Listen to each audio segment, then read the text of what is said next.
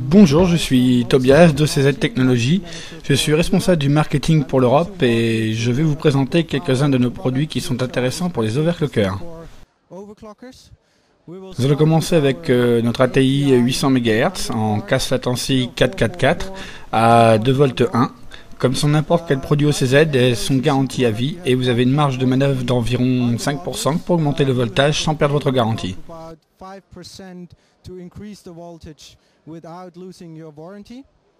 Les barrettes ATI ont été conçues en partenariat avec ATI et sont très appréciées des fans d'ATI d'ailleurs. Et l'on peut ajouter qu'elles ont été conçues spécialement pour le Crossfire.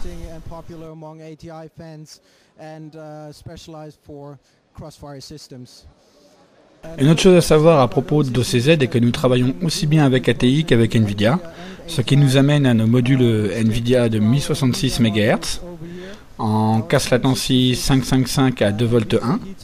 La garantie est la même que sur les barrettes ATI, y compris pour les variations de tension.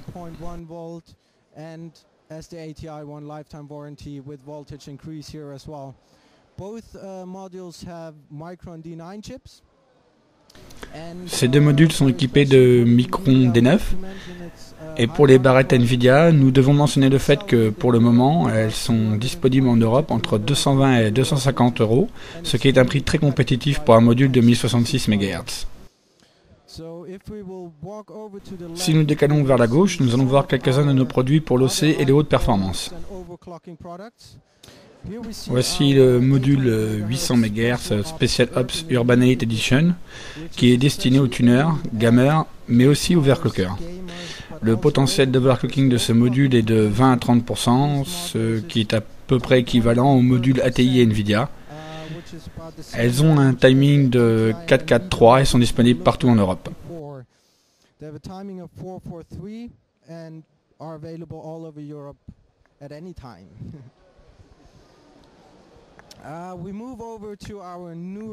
Nous passons maintenant à notre toute nouvelle gamme de barrettes, les OCZ Repair HPC, avec son headpipe en cuivre juste ici, ce qui permet de transférer la chaleur sur le radiateur en haut du produit.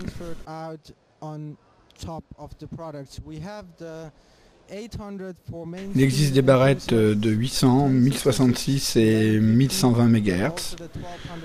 Tous les modules de cette gamme tournent à 2 volts 3 et comme pour tous les modules OCZ, vous pouvez augmenter le voltage de 5% sans perdre votre garantie, ce qui, je le rappelle, est à vie.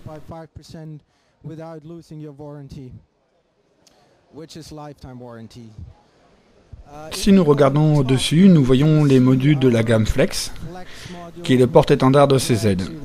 OCZ est la seule compagnie à proposer des modules de RAM water-coolés. Cependant, ces modules fonctionnent aussi très bien en air cooling.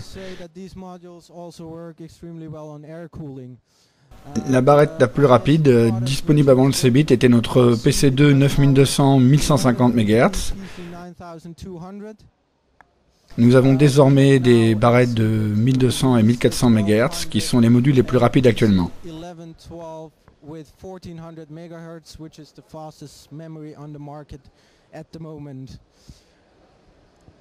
Enfin, pour terminer, nous avons aussi un module de la gamme Flex qui tourne à 800 MHz, disponible bientôt, avec un timing de 3, ce qui fait qu'il est relativement bien adapté à l'overclocking, puisque nous avons pu l'overclocker à 1120 MHz aussi bien en air cooling qu'en water cooling.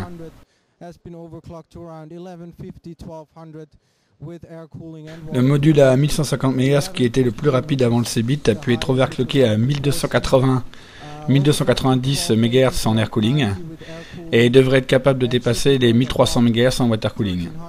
Le record atteint 1380 MHz, mais nous ne pouvons garantir que nos modules tourneront à cette vitesse, mais nous en mettons à essayer de l'atteindre. Bonjour, quelle est la position d'OCZ par rapport à l'overclocking ? En général, je crois que nous serons d'accord pour dire qu'OCZ est passionné par la performance. C'est ce que nous essayons de représenter avec nos modules de mémoire. Nous essayons toujours d'avoir les modules les plus rapides du monde et nous portons notre attention sur les overclockers pour une de nos cibles, pour ne pas dire notre cible principale. Nos produits sont donc en général très bons pour l'overclocking, car nous voulons que nos clients puissent s'éclater avec nos produits. Avez-vous un mot à dire aux spectateurs d'OCTV ? Je voudrais remercier tous les téléspectateurs pour avoir écouté l'histoire d'OCZ et je vous conseille de visiter régulièrement syndromeoc.net puisque nous allons commencer une nouvelle compétition avec nos nouvelles souris pour gamers très bientôt, lors de laquelle nous offrirons des modules de mémoire pour l'OC. Vérifiez régulièrement le site et merci encore.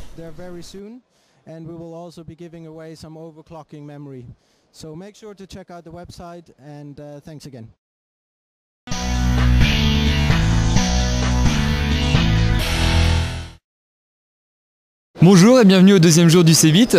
Donc OCTV est encore une fois là pour ce deuxième jour. Donc aujourd'hui nous allons essayer de prendre le maximum de photos, de faire le maximum de visites de stands. Hier c'était plutôt le quartier détente et repérage des lieux.